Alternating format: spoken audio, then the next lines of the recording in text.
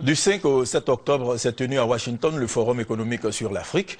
À cette occasion, le chef de cabinet du président américain a rassuré les Africains et eu égard aux bonnes dispositions des États-Unis à soutenir les économies africaines. Comme mécanisme, il s'agit principalement de l'AGOA et du Millennium Challenge Corporation, MCC.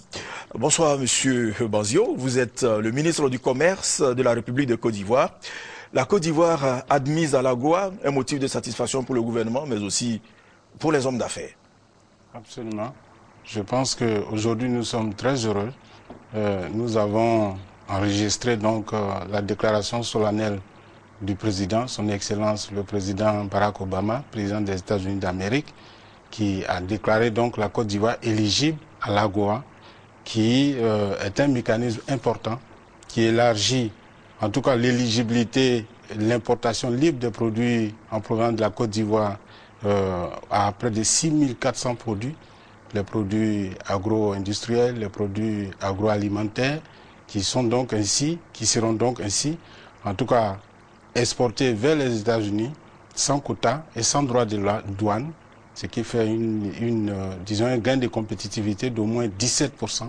Et que ce soit les opérateurs économiques ou bien les autorités ivoiriennes, c'est vraiment l'aboutissement d'un grand effort et nous sommes très heureux de le dire ce soir. Oui, vous l'avez signalé tantôt. Dans la pratique, qu'est-ce que les hommes d'affaires peuvent espérer de l'entrée de la Côte d'Ivoire dans l'AGOA et l'État ivoirien? Alors, c'est ce que je vous indiquais. C'est donc tous les produits qui ont donc une valeur ajoutée transformée. Ces produits vont... Oui, je voulais dire en termes de chiffres. Sinon, les produits, on sait 6400 comme vous l'avez dit. Oui, en mais termes de chiffres, qu'est-ce qu'on peut gagner parce que... c'est un gain de compétitivité, disons de 17% au moins sur la valeur. Ce qui fait que tous les produits qui avaient du mal à être exportés vers les États-Unis pourront l'être à concurrence donc de ce gain-là qui les rend donc compétitifs et éligibles. Et cela est accompagné de mécanismes de renforcement des capacités au plan technique et des facilitations en termes de financement pour les importateurs américains disons, qui vont donc exporter vers la Côte d'Ivoire. La garantie des exportations sont des éléments vraiment importants pour les opérateurs économiques et pour le secteur privé. Et évidemment, cela aura des retombées importantes en termes d'emploi. Suffisamment d'argent dans nos caisses. Voilà, suffisamment de ressources.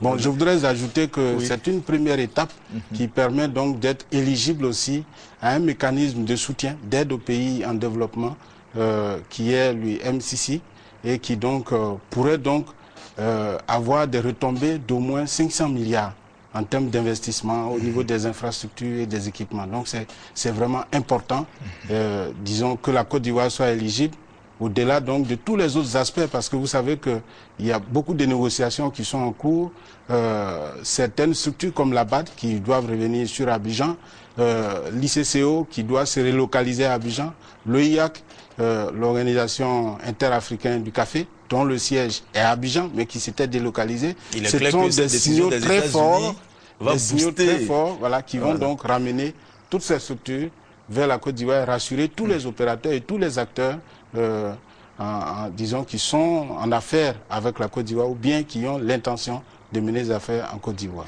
D'accord. La volonté des États-Unis à renforcer les échanges commerciaux avec l'Afrique est manifeste, mais l'environnement des affaires comporte des risques. Alors, quelles sont les mesures prises par le gouvernement ivoirien dans la promotion, dans la promotion de la bonne gouvernance pour rassurer nos partenaires? Alors, vous faites bien de le dire parce que la Côte d'Ivoire a été éligible en 2002 et nous avons perdu cette éligibilité en 2004 du fait de la crise, mais aussi du fait de certains conflits avec certains opérateurs privés américains.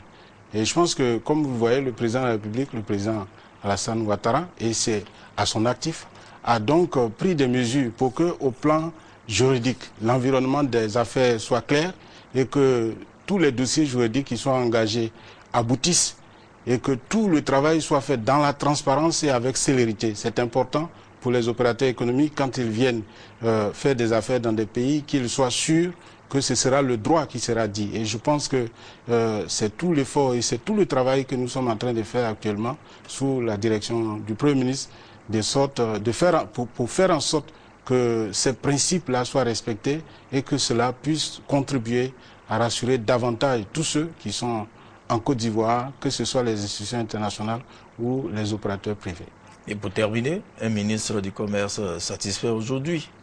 Oui, je voudrais donc saisir cette occasion pour féliciter tous ceux qui ont travaillé à cette action, féliciter l'APEXI, le secteur privé et évidemment être heureux de voir que les actions qu'a menées son Excellence le président Alassane Ouattara donnent de façon évidente, 6 mois après la sortie des crises, donnent des résultats et cela est de bon augure pour l'économie ivoirienne, pour le développement de notre pays et pour la relance de l'activité, des emplois et pour rassurer tous nos enfants, tous les jeunes Ivoiriens que la Côte d'Ivoire de demain est en marche et que nous sommes bien partis pour corriger tout ce retard que nous avons accusé ces 10 dernières années.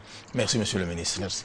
Alors, c'est en mai 2000 que le Congrès américain a adopté la loi de l'AGOA. Le but de cette loi est de soutenir l'économie des pays africains en leur facilitant l'accès au marché américain s'ils suivent les principes de l'économie libérale. Cette union représente un intérêt réciproque pour les deux parties, les pays africains ayant ainsi la possibilité de s'affirmer progressivement sur la scène mondiale en entrant dans la mondialisation et les États-Unis, bénéficiant ainsi d'une nouvelle source d'approvisionnement, notamment en pétrole, avec à ce jour une quarantaine de pays africains qui en bénéficient. L'AGOA étant devenue incontournable pour tout pays africain désireux de conquérir le marché américain et s'ouvrir une porte sur le monde. Avec plus de 100 millions de dollars engrangés jusqu'à son exclusion en 2005, notre pays avait perdu d'énormes avantages financiers. Merci, monsieur le